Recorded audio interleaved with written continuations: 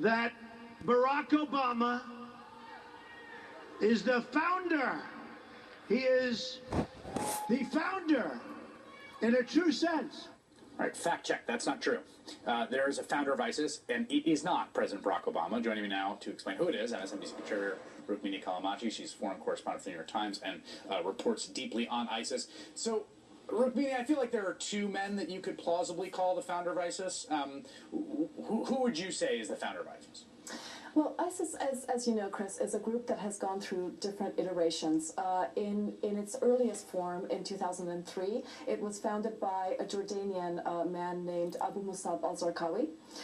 He was killed in an airstrike, and the group was taken over by a series of other leaders, leading up to Abu Bakr al-Baghdadi, who's the current leader of ISIS, and who declared the Islamic State in its current form in 2014. So as you say, there are at least two men that could factually hold that title.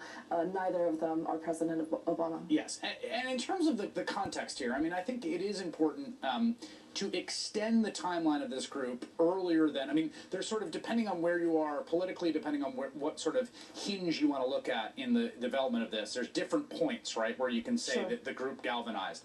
Let's go back, right? I mean, Zarqawi was able to build al-Qaeda in Iraq amidst the unbelievable chaos and bloodshed of the Iraq War, and then had people, jihadis and ex-Baathists, in prison together, where they essentially kind of cross-pollinated to produce many of the people that would rise to run ISIS.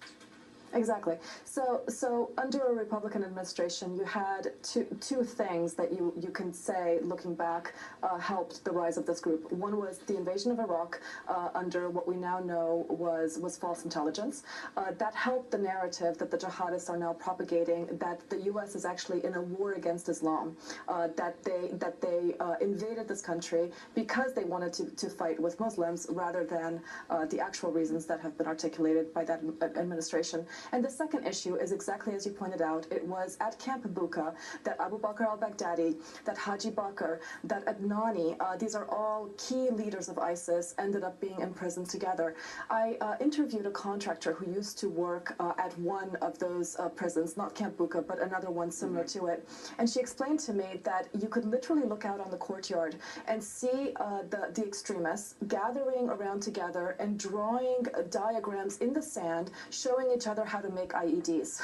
So these prisons, under the watch of U.S. officials, long before President Obama took office, were truly breeding grounds for this group. Fast forwarding to the current administration, there's plenty of blame to go around again, and now we can look at the fact that the group was nearly defeated in Iraq, was really on its last legs, and then perhaps as a result of a lack of Western intervention in the Syrian civil war, was allowed to grow again. And they first grow, I mean, this is also, I think, a key point, is they really do, they kind of start in Syria. When people talk about that it's the Obama administration's decisions to adhere to the Status of Forces Agreement negotiated by the Bush administration, right, to remove troops per that agreement, that's the kind of what created the vacuum. They really do get their foothold amidst the maelstrom in Syria and come down into Iraq. Yes, indeed. So they're, as we described, they're on their last legs in Iraq, but they see the chaos that is enveloping Syria, and you have to keep in mind that Syria, Sham, as it is known in Scripture, is an incredibly important piece of their apocalyptic puzzle. They believe that it is in Syria, in Sham, that the beginning of the end of times are going to be set into motion, and so for jihadists, that theater was always extremely important. So in 2011, a small group of jihadists from the group that becomes the Islamic State slip into Syria and began setting up what we now know as their so-called caliphate. Rukmini Callimachi, always a pleasure to have you on. Thank you very much. Appreciate that. Thank you, Chris. Still ahead, normally Republicans